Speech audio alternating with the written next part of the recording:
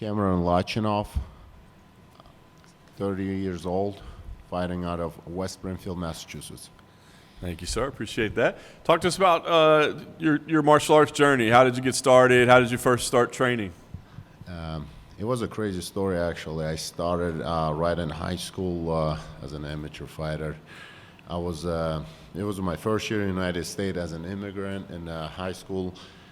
Parents weren't really working. They were working, actually, but wasn't really funded much financially good. So I was working out at the gym, and I broke a big mirror in high school. So the teachers told me that it's coming out of me, so I got to pay for it. It was like $600 or something. For me, it was a big deal, 16, 17-year-old. So I started freaking out. I said, I'm not definitely asking my parents. That's no, you know.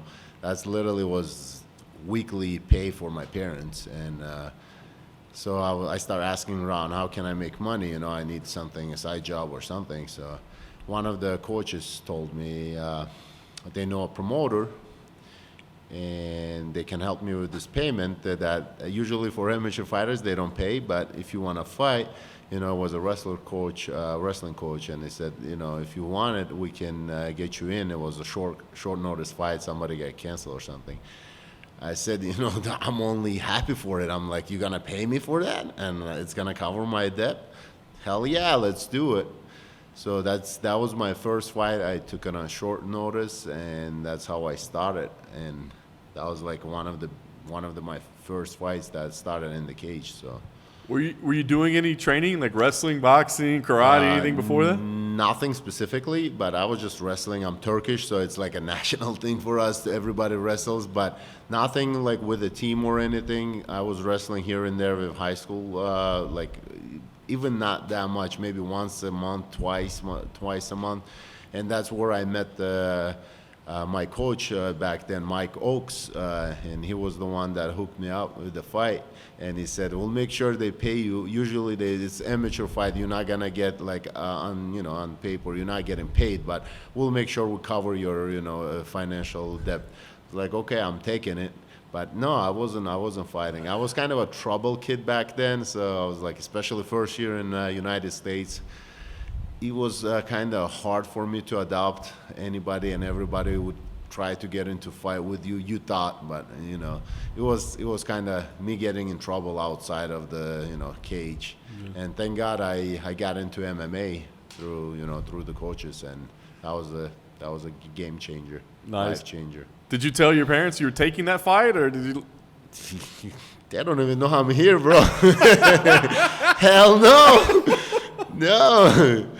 First, I thought I would, back then about that fight, definitely no. No, nobody knew that. Only my close friends, brother and relatives, that's it.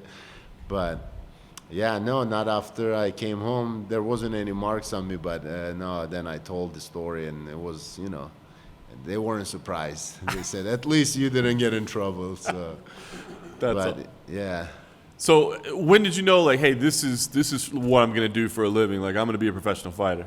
As soon as I realized it gets you out of trouble. You don't get fined. You don't get, I would say, you don't get in trouble. It's, like with people outside, and you control your ego. It's like brings you down to the reality. When you actually get your energy out on the mats in the ring, and there is no ego when you walk into the gym. Like, it brings you down, it humbles you to the next level. I said, this is it. I love it, especially, you're fighting, you're beating somebody up, or at least like you're fighting against somebody that, let's say you don't like it or something, it's in front of you, this person that want to punch you in the face.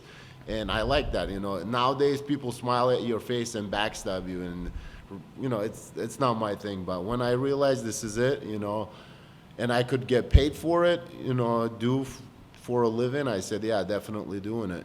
This is my thing. It takes my stress away. I'll tell you that. That's the biggest factor. When people ask me why you doing it, I said I love it.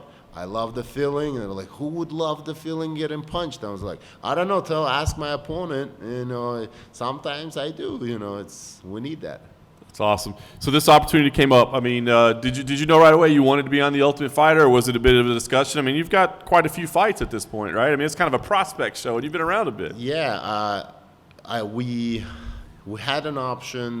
We even had an option to fight on this, seal another deal. We skipped that for the TUF, and I thought it's gonna be in January. Then we got a word that was like March or something, and then it hit right on Ramadan. It was, for me, it's no to fight on Ramadan, and I was fasting till today, so I had to stop because of the the health issues and stuff you'll get if you start training while fasting.